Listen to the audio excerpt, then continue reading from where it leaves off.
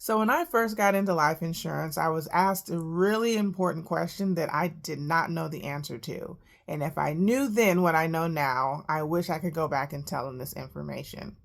So here's the question. Can you still qualify for life insurance if you have been placed on hospice? Now, for those of you who may not know, hospice is a place where they send a patient and they tell them, hey, you have to get your affairs in order, you have a terminal illness, and you are going to pass away. Sometimes they give them a time frame. Sometimes they'll say, we're not exactly sure between this and this many days. And when that happens, they have been left to figure out a lot of information in a short amount of time. So if you have somebody that says, oh my gosh, I've just been diagnosed and I've been told I need to be put on hospice, these type of things can happen so quickly. It's almost like it happens like bam, bam, bam. And you're in a situation that you've never seen yourself in. But if you find yourself there, this is the first step. You're going to want to, of course, contact hospice and get all that information that you're going to need. Now, one of the first questions that they are probably going to ask you is, do you have a funeral home that you're working with? So there are two options for you. You can apply for a guaranteed life insurance policy, which is a policy that basically you have to wait 2 years for it to actually guarantee to pay out some money.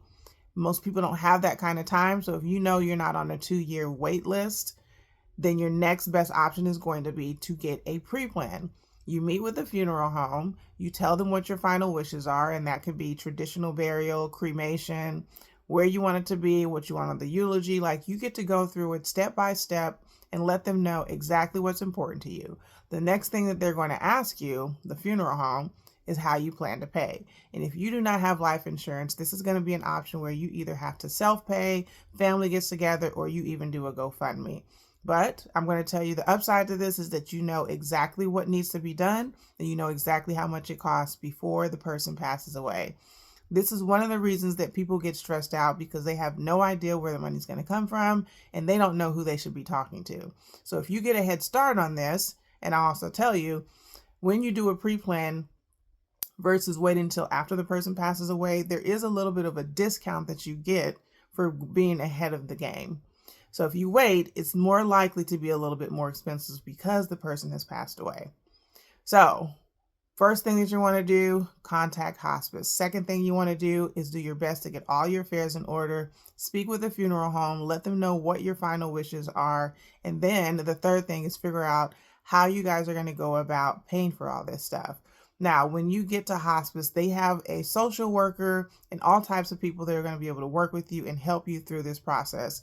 It's not easy, and they are there to help you in this season of life. I hope you found value in this video. If you know anyone that is experiencing this, please share this video with them.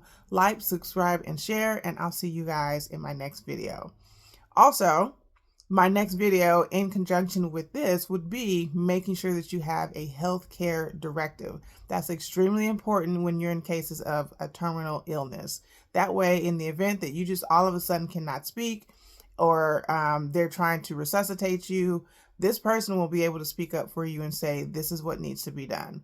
And when you get ready to go into hospice, they require that you have this person, this type of person. They call it a primary care person in their file, so they know who to contact. Again, if you found value in this video, please like, subscribe, and share, and I will see you in the next video.